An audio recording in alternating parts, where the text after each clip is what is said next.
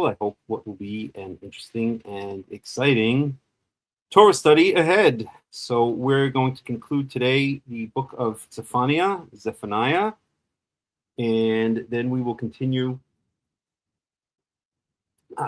And then we will continue in Numbers, chapter 2, which is the arrangement of the tribes around the camp, around the Mishkan, around the tabernacle, the tent of meeting, and we'll continue on in Numbers, in the book of Numbers, which we started a couple of weeks ago.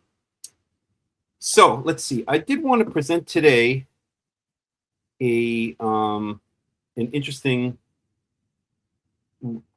let's say, refutation of rabbinical ideas.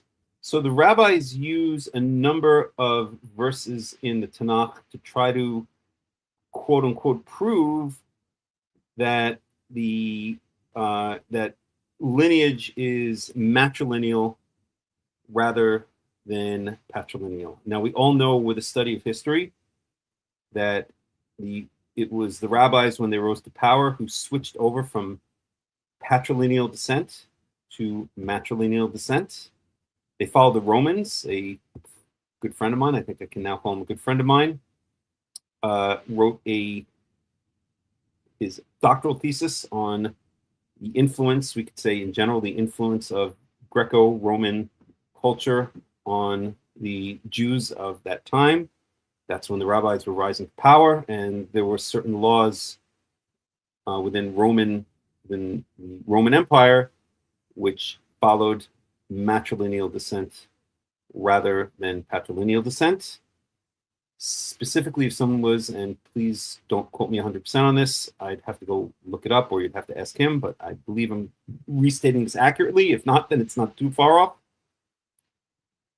So if someone was not a Roman citizen, then their lineage was determined by the mother rather than the father. Again, don't quote me 100% on this. I have to go look up the details. It's been a month or two since I looked it up, but that is more or less the correct details. So the switch over from patrilineal descent to matrilineal descent was under the influence of the Romans, and it was under the influence of the rabbis wanting to create a new religion. As I always like to say, Rabbinical Judaism was the first Reformed Judaism, and I mean that as a quip, but there's a lot of truth to it. It is not Torah, as I say every week. Rabbinical Jews do not follow the covenant of the Torah. They follow a tiny little thread that grew out of control, like a virus or like a disease, in post-exile Judea. Remember, all of the rest of the tribes, the northern kingdom, had already been destroyed by and exiled by the Syrians in 722 BCE. So after 722 BCE, all that remained was the southern kingdom, also known as Judea. And then, of course, they were exiled by the Babylonians in 586 BCE. The Babylonians were conquered by the Medians within a couple of decades, and then the Persians, who were also a Western Iranian tribe, rose to power, essentially usurped the Medians, and the Persians became, within a period of 50 years, became the owners of the entire formerly Neo-Babylonian kingdom. That was when you had Cyrus Koresh, who, by the way, is called Mashiach Yahweh, the anointed one, or the Messiah of Yahweh, for all you Christians out there. At any rate, I digress, as I sometimes tend to do. The point being that out of this exilic period, so the Persians were, to make a long story very short, were conquered by the Greeks. Alexander the Great conquered the entire, Middle East and beyond in 332 and thereabouts. I think Israel was conquered in exactly 332 BCE, and that introduced Hellenistic culture into the wider region. Then when the Seleucids took over, then Alexander the Great died. His kingdom was broken up was distributed among his generals. Israel was run by the Ptolemaic kingdom, and that was taken over by the Seleucids in around 200 BCE. And the Seleucids began a very aggressive campaign of Hellenization, and that's exactly the period that the rabbis began to rise to power. So their influence was Hellenism. And the second branch, there were already well-established communities in the exile in former Babylon, which was now part of the Greece or the Greek derivative kingdoms. I believe it was ruled also by the Seleucids, if I'm not mistaken. At any rate, so the Babylonians the Jews living in Babylonia also started becoming heavily influenced by Babylonian, Persian, and then Hellenistic culture. And this is the milieu, it's not fancy, but that's the right word. This is the atmosphere in which Rabbinical Judaism arose. So Rabbinical Judaism is a Greco-Roman derivative reform Judaism. It's a derivative religion of Torah. As I always say, it is not Torah, just as Islam is not Torah, and just as Christianity is not Torah. In fact, there's one guy I watch who I'm not a very big fan of his, but I watch him because he's interesting, and sometimes he makes some interesting points. And one of the things he points out is that Rabbinical Judaism, and I think he states more along the lines of Rabbinical Judaism was influenced by Christianity rather than the other way around. I'm not sure if I would go that far, but they both grew out of that same atmosphere, that same Greco-Roman, that Greece/Roman controlled Israel, Middle East, Babylon, Persia. The whole Middle East was controlled by Greece, and then later on, the Romans. Israel fell under Roman control in 63 BCE when the Pharisees invited the Romans in to take over the place. Shows where their hearts were. Those same Romans, then 130 years later, destroyed the Second Temple with, I believe, the tacit approval or the tacit stamp of approval from the Pharisees, which at that point could already probably be called the rabbis. Maybe the cutoff was after the destruction of the Second Temple. At any rate, my point is that what you are seeing when you look at Rabbinical Jews is you're seeing Greco-Roman Jews. That's why I always like to make fun of them. I don't make fun of them for the sake of making fun of them. I actually make fun of them to kind of wake people up, including themselves. I'll give them Roman names. So if I know a Rabbinical Jew named or a rabbi named, I'll just make up a name. Rabbi Levi, Rabbi David Levi. I'm just making up a name. I'll call him Rabbi Davidis Leviticus or something like that, to show that really he's just a Roman citizen, just as the Catholic Church, is the last vestige, very powerful, but last vestige of Rome. So the Roman Empire still exists today in a certain sense, and all those that are under the control of the Catholic Church are in a sense Roman citizens, not literally, but in a certain cultural sense and religious sense. So Rabbinical Jews are also Roman citizens. They're essentially Greco-Roman Jews. And in their stubbornness, remember Leviticus chapter 26:40, you shall admit the sins of your fathers and repent of those sins and return to Yahweh, your God, paraphrasing. But so the Rabbinical Jews are still living in the stubbornness of the exile. You would call him Davidic Schmuckus. I like that. That works. How about Davidic Schmuckulus or something like that? At any rate, so remember that thank God, Rabbinical Judaism is dying. It is dying, as I say again very frequently. Follow the trend line 300 years ago, close to 100% of Jews were observant Rabbinical Jews, Orthodox Jews. Now it's down to around 10 to 15%, and the numbers are falling. And I believe that many things will happen. It's my personal opinion. I don't claim to be a prophet, A famous rabbi used to say, I'm not a prophet, I'm a loss, but I certainly don't claim to be a prophet. But I do predict that within a generation, Rabbinical Judaism will completely cease to exist, thank God.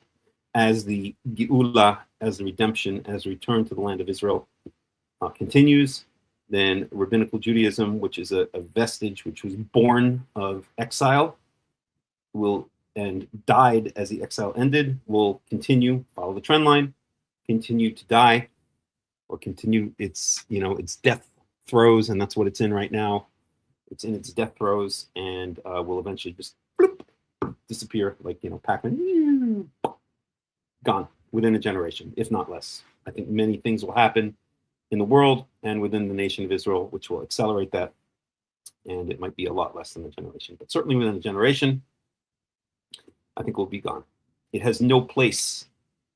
It cannot coexist with the Geula. It cannot coexist with the redemption.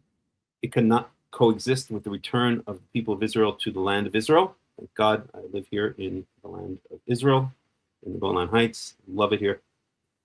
It's the most beautiful part of Israel, in my opinion. I have beautiful views of the Sea of Galilee from up on the heights here, and the nature here is just incredible, especially in the wintertime and the early spring and the spring. At any rate, hold on, some noise outside. Let's wait for it to dissipate. At any rate, so Rabbinical Judaism cannot coexist with the redemption, with the return of the people of Israel to the land of Israel. I feel very sorry for the Jews, especially in the United States, who are still stuck there and stuck in their Rabbinical Judaism. Again, look what's happening in the United States. The Jews are becoming more and more despised. They're becoming more and more reviled. They're becoming more and more rejected. And if you subtract 100 years, it's uncanny how many of the same things were happening in Germany in the 1920s as the Weimar Republic continued to rule over Germany, a very liberal, weak, kind of left-wing government. And this, of course, just led to ultimately backlash, and that backlash was the Nazi Party rising to power. So I see very similar trends in the United States right now. Of course, Donald Trump is not exactly a leftist, but there are leftists swarming around all over the place. And of course, we know the one thing that the leftists and the right wing can agree on is their hatred of Israel and their hatred of the Jews in the United States. So it does not bode well for the Jews. I did a video about a half a year ago when I was back in the United States. I spent about close to a year back in the US visiting family and dealing with some family issues. And I did a video, the Jews have 10 years max left in the United States, and I still hold by that. It's going to get very bad there. And so that will be the end of Rabbinical Judaism in the United States. And I don't know how many people are going to physically make it out of the United States, just like not too many made it out of Europe in the 1920s, 30s, and 40s. So I see incredible parallels between the situation in Europe 100 years ago and the situation in the United States now. As I always like to say, the United States, outside of Israel, the United States is the last large population of Jews in the world. So the United States has around 6 million Jews. Number 2 after that is anybody? France, with about 400,000 Jews. That's it. And it goes downhill from there. So the last large population of Jews outside of the US is the United States. I, of course, grew up in the United States in New York City, in Queens. And, there was no shortage of Jews where I grew up. Let's put it that way. So that will be the end of Rabbinical Judaism one way or another in the United States. And so whatever remains in Israel, also parents are struggling. They're desperate to try to hold, by hook or by crook, hold their children into Rabbinical Judaism. Many of the children, including those who are born into Karaite, ultra-Orthodox families, want nothing to do with that form of Judaism and are branching out and exploring their own ways and their own directions. And the parents are in a frenzy trying to prevent that from happening, but it's a losing cause. Rabbinical Judaism is on its deathbed. It's in its death throes, and it will not last more than another generation. So, and that's, of course, from our point of view, that's wonderful. From the Karaite, neo-Karaite / Choserim B'Tanakh, that's what I like to call our movement, Choserim B'Tanakh. If you understand Hebrew, you know exactly the implications of such a phrase, what it means in the cultural aspect of modern Israel. So our Choserim B'Tanakh, the Return to Tanakh movement, is growing. It's growing exponentially. There are some wonderful purveyors of this truer form. I won't say true because, I'm not going to claim that everything I say and do and know is 100% in line with Torah. We've been so distanced from our God, Yahweh, and from our land for so long that who knows, maybe I'm sure there are many things that I have to learn, but I would call it a much more true form of Torah. And this is what is rising exponentially. So, right. So originally what I was talking about is the rabbinical switchover from patrilineal to matrilineal descent. Many well-known medieval Karaite commentators, scholars have pointed out how the rabbis deliberately, or maybe they didn't use the word deliberately, but I think they imply at least deliberately. I would say deliberately. I would say the rabbis deliberately destroyed the kahuna, the priesthood, in order to take power over Israel. They deliberately aided the Romans in the destruction, or did not resist the Romans in the destruction of the Second Temple. They cry crocodile tears every Tisha B'Av over the destruction of the Second Temple, but I believe they wanted the Second Temple destroyed because that would be the end of the priesthood. They switched holidays. They switched 180 degrees across the calendar, the meaning of the new year. The new year is the first day of the first month in the springtime, the month of the Aviv. They switched it to the first day of the seventh month, and they have their fake, false, invented holiday of Rosh Hashanah coming up in less than a month. We celebrate it, of course, as the first day of the seventh biblical month, Yom Teruah. It has nothing to do with the new year. They switched from patrilineal descent to matrilineal descent. So they did things that were 180 degrees on purpose. Dafka, as we like to say in modern Hebrew. It's actually an Aramaic word, Talmudic word, but it doesn't matter. It's in modern Hebrew. They deliberately did it, just as, again, medieval Karaite commentators, including Daniel Kumisi, points out that just as King Yerovam ben Navat, the first king after the kingdom split after the death of Solomon, the first king of the northern kingdom, one of the first acts he did recorded in the Tanakh was to set up alternative places of worship. Instead of Jerusalem, he set up two places of worship, one in Bethel and one in Dan, not far from me, and I visited Tel Dan and did a video on it. Look it up on the channel. And the other thing he did, Yerovam ben Navat did, was he made an alternate holiday, just like the rabbis have done, making a new holiday in imitation of Sukkot that instead of falling on the 15th day of the seventh month, was a 7-day holiday falling on beginning on the 15th day of the 8th month. So he did exactly what the rabbis did. He made up new holidays, just as the rabbis changed the new year from the first of the first month to the first of the seventh month. They completely disregard the true meaning of Chag HaShavuot, the Festival of Weeks, and make up a new fake holiday called Chag Matan Torah, based on complete speculation that the Shavuot falls on the same day that the Torah, the Ten Commandments, were given on Mount Sinai. There's absolutely no proof of that whatsoever. So the rabbis are, according to Daniel Kumisi, I believe it was Kumisi, and other medieval Karaite commentators, the Rabbinites, the rabbis they follow in the footsteps of Yerovam ben Navat, the first king of northern Israel. And of course, one of the things they did was switch over from patrilineal descent to matrilineal descent. I believe just as they deliberately destroyed the priesthood, just as they deliberately, or at least tacitly, acquiesced to the Romans' destruction of the Second Temple, because that helped them gain power. The Pharisees were essentially aligned with the Romans. The Pharisees invited the Romans in 63 BCE, ending the Hasmonean kingdom, which had existed since around 165 BCE. That's the Hanukkah story. So just as they deliberately did all that, so they deliberately wanted to blur the meaning of Israel, the meaning of who was an Israelite and who was part of the nation of Israel, by switching over from patrilineal descent to matrilineal descent.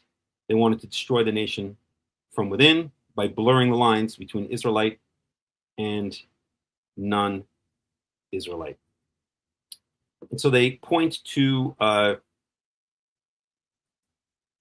certain verse. I'll just bring it up, but I'm not going to go into detail now because I want to prepare a very detailed response, which maybe I'll hopefully be able to do by next week. But let me see if I could find it here. Just give me 1 second here.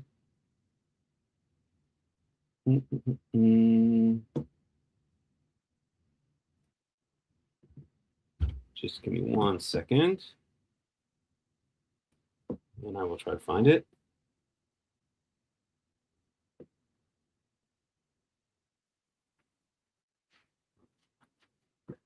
One second, please.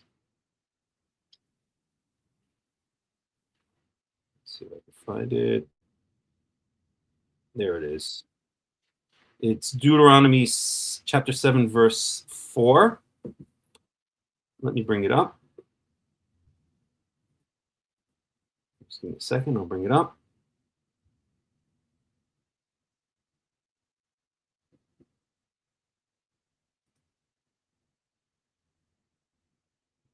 One second.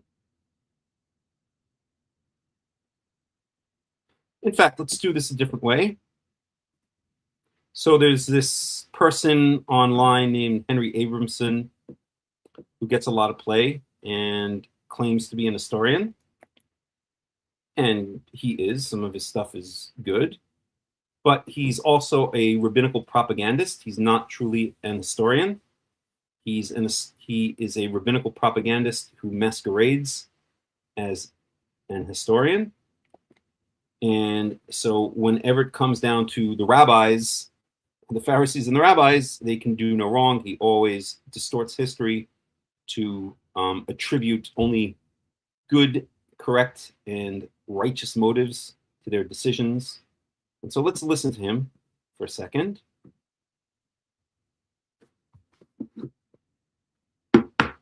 And just give me a second to just cue this up. Take just a second. Let me see if I can find it here. There it is. Okay, so I'm going to share the screen. And so we said this is Deuteronomy 7:4 for those of you who want to follow along at home.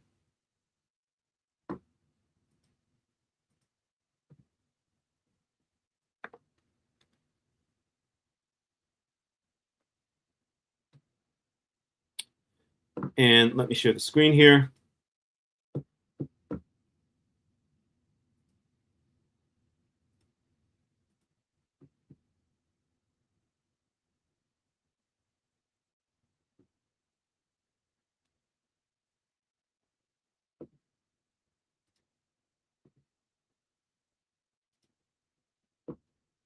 So he says, frankly, if I were a rabbinical Jew, I would not attend any Jewish gathering without a firearm. Well, if you attend synagogue, you get to do all kinds of fun things, like pray in Aramaic, which is not the language of our people. Of course, the rabbis are going to say that parts of the book of Daniel, parts of the book of Ezra are written in Aramaic. Those are post-exilic books. That just happens to be the language that was spoken at the time, but those are very, very few passages in Aramaic. They may point out that Lavan names the pile of rocks that serves as the border between himself and Jacob with an Aramaic name, so therefore Aramaic is holy because it appears in the Torah. Well, Egyptian words like Khartoumim, Egyptian magicians, also appear in Torah, as well as the name of even Joseph, Tzafnah Paneach, is the Egyptian name that was given to him by Pharaoh, the Pharaoh who brought him out of the dungeon. So therefore, I guess Egyptian is also holy. And there are other languages. There are Persian words in the Book of Esther, many Persian words in the Book of Esther. So I guess Persian is also holy, and on and on and on. Just because a word from a language appears in the Tanakh does not make that language the language of our people. I don't even like to use the word holy, okay? Our language is Hebrew, is biblical Hebrew. And that's the only language we should be returning to. So the rabbis, if you go to a rabbinical synagogue, you get the privilege of praying in Aramaic, many prayers in Aramaic, which is not our language. You get to bow down. You get to violate the 10 Commandments, the second commandment, by bowing down to a Torah scroll and kissing it. If a Talmud falls on the floor, you get to pick it up off the floor and kiss it before you put it back on the table. And you get to make sure that you stack books in the correct order of holiness. So the Mishnah will go back on top of the Talmud. So you get to do some outright, should we call it idol worship? Borderline idol worship. You can also get the privilege of going to the graves of dead rabbis and praying to them at their graves. No, I'm sorry. We're just asking them for intercession. We're not praying to them. We're praying to God in their name. Bullshit. These people are praying outright to the dead. I saw it. I did a video. Again, you can check my YouTube channels, a video of visiting the Rambam's grave in Tiberias. And these people were praying at the grave. And listen, I didn't hear their prayers, but it certainly looked like they were praying to the Rambam, which is really stupid.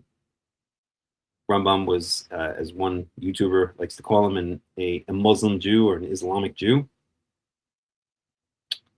So, okay, so just very briefly, and let me play this. Let me bring this up, and we're going to watch this rabbinical propagandist who masquerades as an historian. And if you listen to his words very carefully, you could see he's a propagandist. Not here, but in general. When it ever comes to anything regarding the rabbinical point of view, you can see he's a propagandist and not actually an historian. But let's check him out. And I'll stop it at certain points and make comments. Okay. So this is Henry Abramson.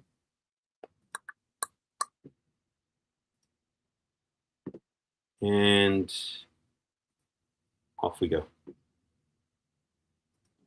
Chapter 7, verse 4. So verse 3 says, do not intermarry with them, meaning the surrounding non-Jewish nations. Do not give your daughters to the sons or take their daughters for your sons. And then in verse 4 it says, Ki yasir et bincha me'acharai va'avdu Elohim acherim v'chara af Hashem bachem v'hishmid. First of all, for a professor of Jewish history, which is essentially what he is, he always points out he's not a rabbi. He certainly looks like one. His pronunciation of Hebrew is hideous. It's just embarrassing. But neither here nor there. Maher, right? Now let's look at the translation. It says, for they will turn your children away from me to worship other gods. And the Lord's anger will blaze forth against you, and he will promptly wipe you out, right? Really strong word of criticism, I think. The problem with this particular passage, and normally Sepharia is amazing, but they're relying on translations that in many cases are already extant, and this translation is a little bit of a distortion. If we look carefully at the English, it's not for they, which is in the third person plural. It really should be for he, right? Okay, so technically he is right about what he's saying here. So I'll just let him speak, and then we'll see why it's a bunch of nonsense. But technically speaking, he's kind of right. The word in Hebrew is ki yasir, which is male, masculine, singular. For it's really he will turn your children. Now, your children is also not in the plural. It should be in the singular masculine, for your son, which. So here he's also right. He's not right So what he's doing now, what they're doing is, or what he's doing is taking the typical rabbinical interpretation, which is reading into the text. And let me just bring up a word that I would like to share with you. So there are two words. Let me bring it up here. So let's go to the only rabbi I trust, Rabbi AI, Rabbi Google Genesis. What do they call it? My AI agents mixed up. So let's learn the word exegesis.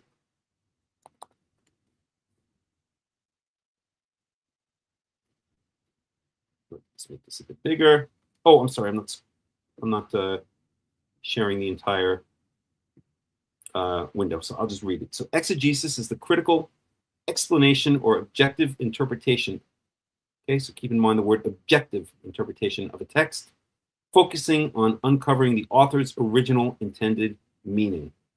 Derived from the Greek word whatever. It literally means to lead out or draw meaning out of the text itself. Okay, that's exegesis. In fact, let me grab this. Put it up on the screen.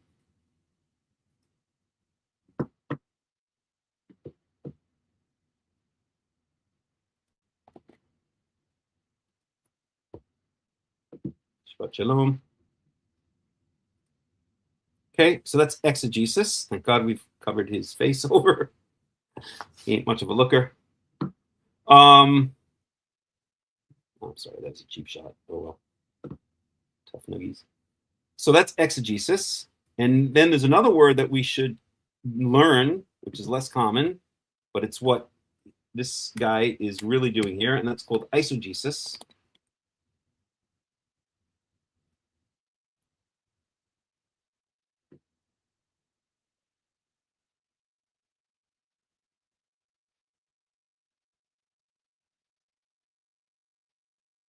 Eisegesis. So eisegesis is the process of reading your own preconceived ideas, personal biases, or modern cultural agendas into a text. Instead of letting the text speak for itself, an eisegetical approach forces the text to say what you want it to say. Let's put that one up.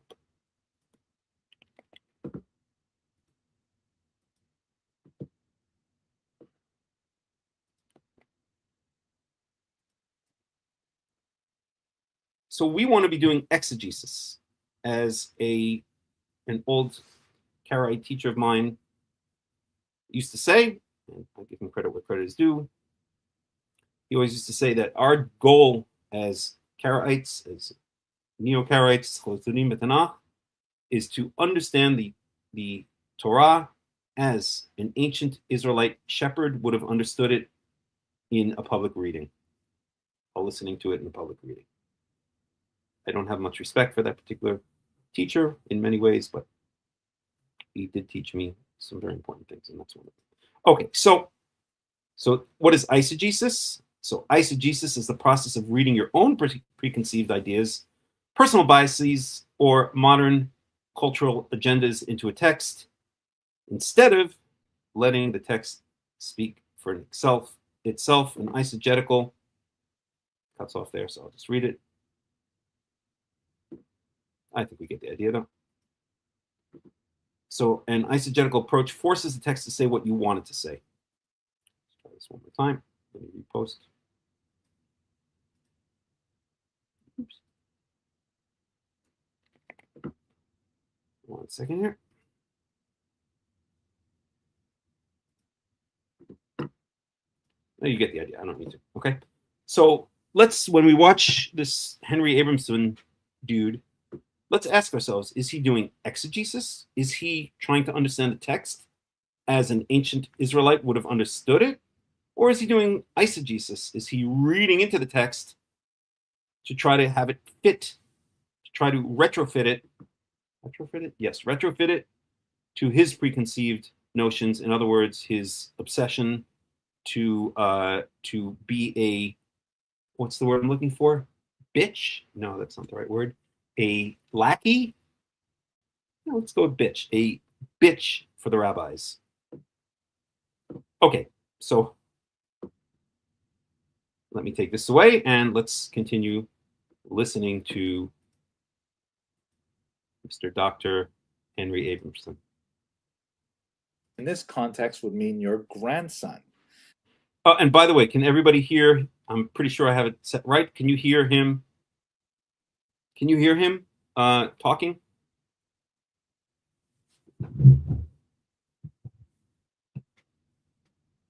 Can you hear him when I play the video? You guys can hear him talking. Please just type in a 1 or a Y if you can. I'm going to assume the answer is yes. A little low? Okay, I'll make it. Okay, I'm going to make it louder. Thank you. 1 second. Okay, hopefully that's better. That's about as loud as can go. Wait, so let's understand this properly.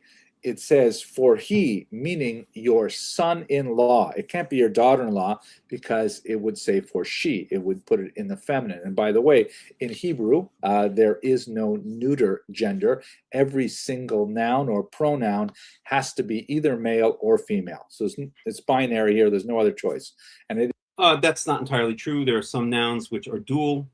They can be both male and female at the same time, but I guess he's not that much of an expert in biblical Hebrew as he claims to be, but at any rate. Is masculine. So this means that if you have to imagine yourself as a grandparent, if your daughter marries a non-Jewish male, if you as a Jewish person have a daughter who is Jewish and she marries a non-Jewish male, the non-Jewish male, according to this verse, will turn your son, which is your grandson, away from God. That's the statement of the verse here.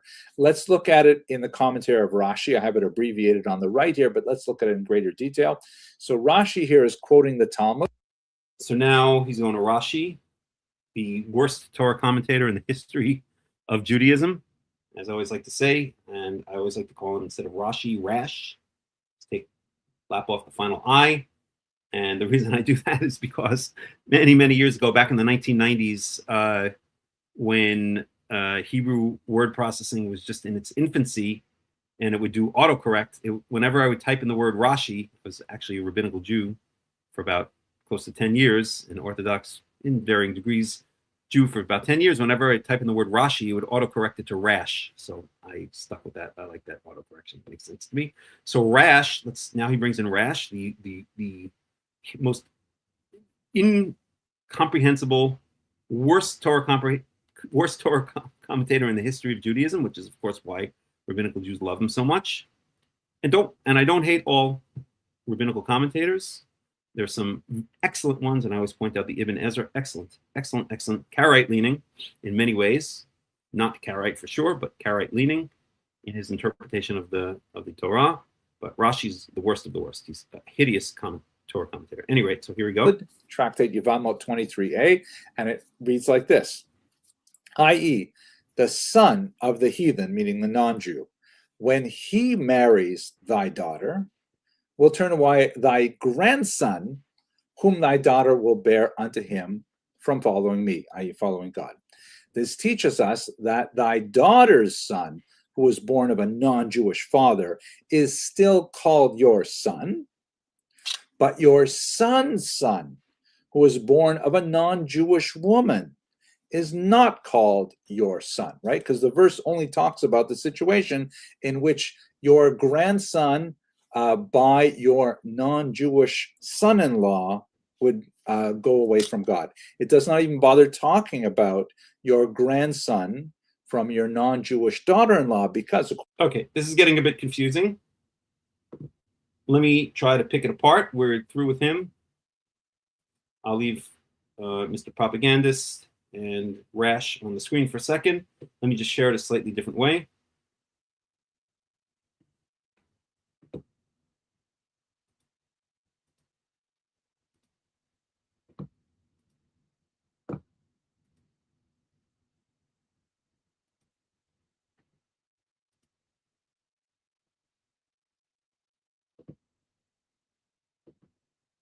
No, it's not showing up. I don't know why. Weird. 1 second. There we go. So let's read what Rash has to say. So, Dr. Dr. Abramson is saying that, if we go back just a bit,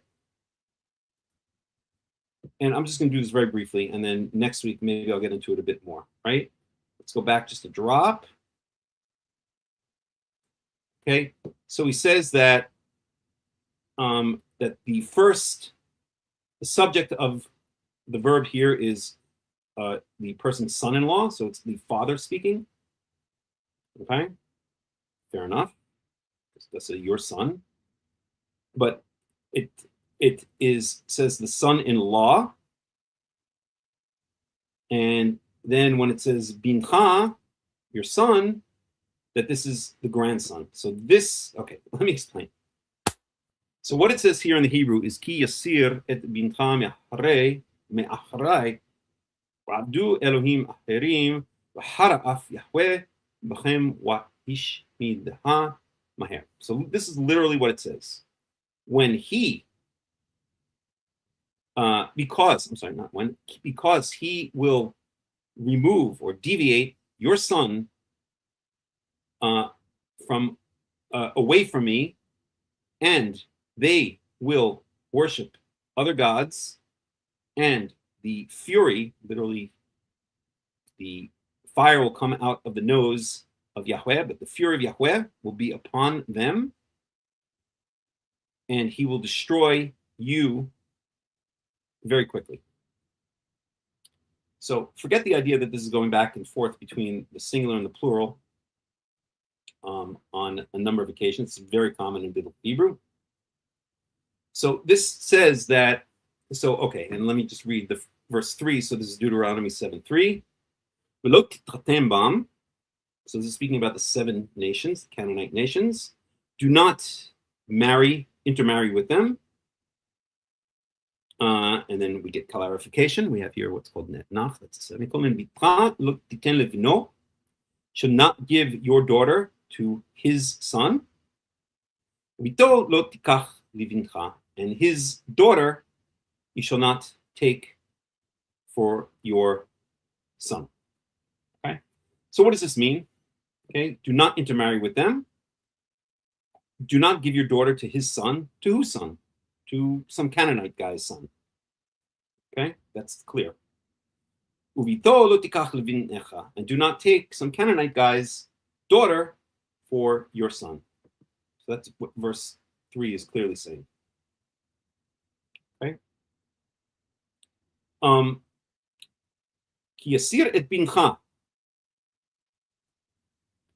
So now what Dr. Abramson is saying here, quoting Rash, is that this is now talking about so let me again translate it literally. He will deviate your son away from me.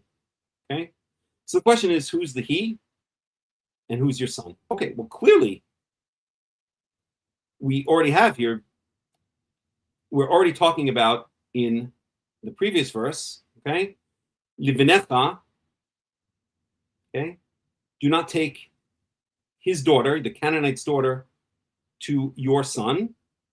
And we have the same word here, okay, your son. So clearly, since the words are occurring right next to each other in parallel, related verses, then it's talking about the same thing. So this is clearly, we're talking about an Israelite's son, right? So this is clearly an Israelite's son, okay? So then who's the ki yasir? Okay, so, okay, again, let me give, I'm not going to do the whole thing now. I'm going to go into in detail hopefully next week. But what I want to say is, because we're just gonna go too long if we go into it in detail. But what Dr. Abramson, the good doctor, is saying is that here, so again, it says he will remove your son from away from me, or he will take your son away from me. This is God speaking. Okay, this is Yahweh speaking. So who's the he? So he is your son-in-law. Your daughter has married a Canaanite, and the he is your daughter's Canaanite husband. And when it says your son, he's saying that is the child of your daughter and her Canaanite husband. In other words, your grandson, whose mother is your daughter, and whose father is a Canaanite man. So this is clearly not what it's saying here. This is eisegesis. This is not exegesis. This is reading into the text to prove a predetermined point of view rather than exegesis, because it's very clear, because we have the word bincha here in verse 4, we have the word livnecha in verse 3, that it's talking about the same son, and clearly verse 3 is talking about the son of an Israelite. But here, Abramson says that it's talking about the son of, or the grandson of an Israelite whose daughter, that Israelite's daughter married a Canaanite, and that this is grandson, and then this is the Canaanite son, the one who will take your grandson. So your Canaanite son-in-law, right? That's why it's a son-in-law, will take away your grandson, your daughter's son, from Yahweh. Okay, and this is used. This eisegesis, this reading into the text, is used by Rash to attempt to prove that matrilineal descent applies. And let's listen again to the explanation. Oh, I have to reshare it a different way. Well, let me just go ahead here. Okay, so we're going to read Rash's comment. So, for he will turn away your son from following me. Okay, i.e., the son of the heathen, when he marries your daughter, will turn away your grandson, whom your daughter will bear unto him from following me. This teaches us that your daughter's son, who is born of a heathen, is termed your son. But your son's son, who is born of a heathen woman, is not termed your son, but for her son.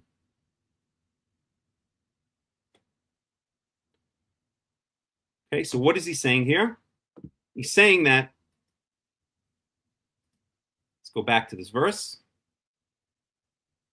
Okay, so he's saying that this son really means the grandson. Let me bring it back here so we get the markings on the text. Okay, so this first, the subject of the sentence, he will take away your son. So your Canaanite son-in-law, your daughter made a mistake, married a Canaanite, and that Canaanite son-in-law, your Canaanite son-in-law, will take away your grandson from Yahweh. And because this clearly, in the eyes of Rash and Dr. Abramson, means your grandson, then therefore, because your grandson is called your son, and the son's father was a Canaanite, but the son's mother, again, in Rash's opinion, and the son's mother was an Israelite, so therefore this proves that the only reason you can call this grandson your son is if he's still an Israelite. Again, that's a leap of faith or a leap of stupidity. And therefore, since the father, this grandson's father, is a Canaanite, but this grandson's mother is your daughter, an Israelite, therefore this proves that it goes by the mother, that descent goes by the mother rather than by the father, because otherwise you would not be able to call this grandson, it doesn't say grandson there, it says your son, you would not be able to call this grandson your son or your grandson if he weren't Jewish. Again, I'm paraphrasing Rash here.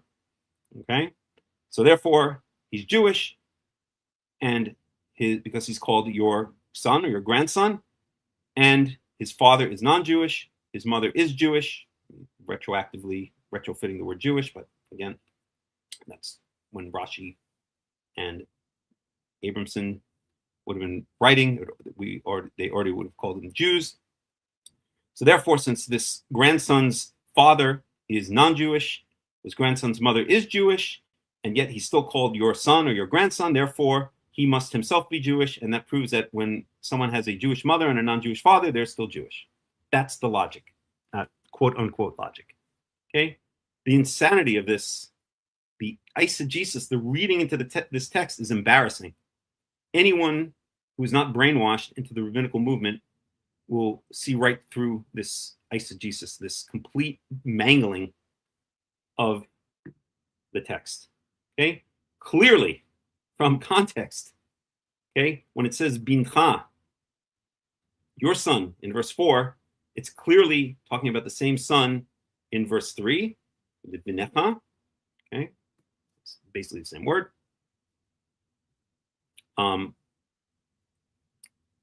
The only reason it's vowelized different is because you have the l, the lamed preposition, which means two, but otherwise it's exactly the same son. Le vinecha, bincha, same word, means your son. Verse 3, it clearly means your Israelite, Mr. Israelite, your son. And so here, it can only mean your son, okay? So ki yasir. So then the question is, so it says that someone will take your son, I'm an Israelite, will take my son away from Yahweh. Who is this someone? Well, there are a number of explanations, including grammatical explanations, that explain this very clearly. Okay, so this could be, I think I'm going to get into it next week because I want to prepare proof texts. But let's just say that there are some very simple and straightforward explanations, including the idea that this is, again, I'm going to have to get into some grammatical details, but for those of you who are familiar with biblical Hebrew, that the active future is really an expression of the passive, that your son will be taken away.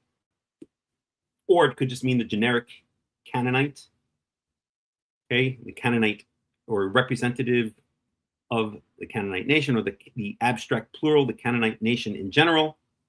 Whoever it is, or whatever the grammatical possibilities are here, and there are a number of them, I would say that really this, again, is just representing, it's using the active to represent the active future to represent the passive. So really the way to translate this would be, because your son will be taken away from before me. This is Yahweh speaking. By doing what? By marrying a Canaanite woman. And it has nothing to do whatsoever with matrilineal descent. You really have to twist yourself into a pretzel, which this guy looks like, it's more like he's been run over by a truck than twisted into a pretzel, but one of the two. And you really have to do a number, as we saw he and Rash did. Well, he's just quoting Rash, in order to come up, in order to read into this, in order to do the eisegesis, to eisegetically say that this is somehow a defense of matrilineal descent. Again, I will go into the grammar specifically, hopefully next week, and I will bring proof verses to show that this is the case, but there's no way that this can mean your grandson. It clearly means your son, because it's the same word as used here. These two verses are part of the same thought, part of the same law, you could say. And so the rabbis had to play gymnastics or do gymnastics. They had to become very creative, very innovative, in order to come up, in order to use this verse to somehow prove their desire to deliberately cast off what the Torah and what the Tanakh say throughout the entire Tanakh. And we'll go into one other verse in Ezra at another point, and show why that also is not a proof of matrilineal descent. Those are their two main verses. But to change the Torah from patrilineal descent, which is clear throughout, we're going to see it. We saw it already in Numbers. Your father's house, your family, your father's house. We saw that phrase used a number of times. To change from patrilineal descent to matrilineal descent, just as they changed the New Year from the first day of the first month in the springtime to their fake holiday of Rosh Hashanah, the first day of the seventh month, which their fake holiday is coming up soon. Of course, we celebrate it as it truly is spoken about in the Torah as Yom Teruah, the first day of the seventh month, the day of shouting out to heaven, crying out to heaven. And just as they have done so many other things with the Torah in their dying movement, which is thankfully on its last legs. So that's what I have to say for today.